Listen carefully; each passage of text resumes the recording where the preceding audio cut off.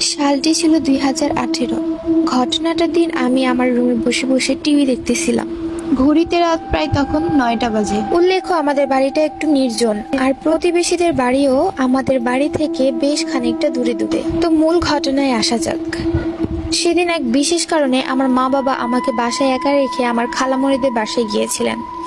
খালামণিদের বাসা আমাদের বাসা থেকে প্রায় 30 মিনিটের পথ। আমি সাধারণত ভূত প্রেতের বিশ্বাস করি না, তাই আমি বাসায় একাই ছিলাম। কোনো ভয় লাগেনি, কারণ রাতে তাদের ফিরে আসার কথা, মানে আমার মা বাবাদের ফিরে আসার কথা ছিল। টিভি দেখতে দেখতে মনে হলো আমার পাশের রুমের দরজা দপ করে শব্দ করে খুলে গেল। আমি সোফা থেকে উঠে রুমটির কাছে গেলাম শব্দের উৎস খুঁজতে, কিন্তু ওখানে গিয়ে আমার মনে পড়লো যে ওই রুমের দরজাটা তো খোলাই থাকে। তাহলে দরজা খোলার শব্দ এলো কোথা থেকে? মনে মনে একটু ভয় পেলাম, কিন্তু পরক্ষণে নিজেকে সামলে আবার টিভি দেখতে চলে গেলাম। টিভি দেখতে দেখতে হঠাৎই জানালায় চোখ পড়লো। জানালাটি কাচের হওয়াতে বাহিরের সবকিছু পরিষ্কারভাবে দেখা যাচ্ছিল।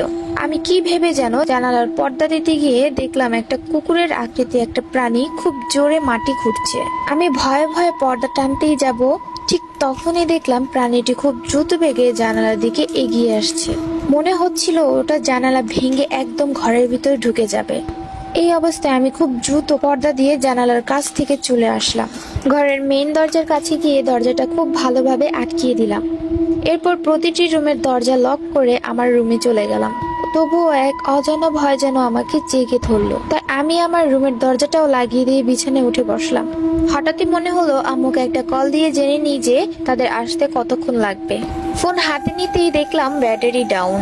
ফোনের চার্জার খুঁজে ফোন চার্জে বসাতেই দেখি ভোল্টেজ আপ ডাউন করছে। ভয়ে ভয়ে চার্জারটা খুলে পাশে রেখে দিলাম।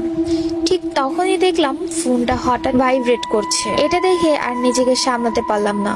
খুব জোরে একটা চিৎকার করে লাফ দিয়ে বিছানার এক কোনায় গিয়ে গুটিসুটি হয়ে বসে রইলাম। ফোনটা ততক্ষণে ছুঁড়ে আমি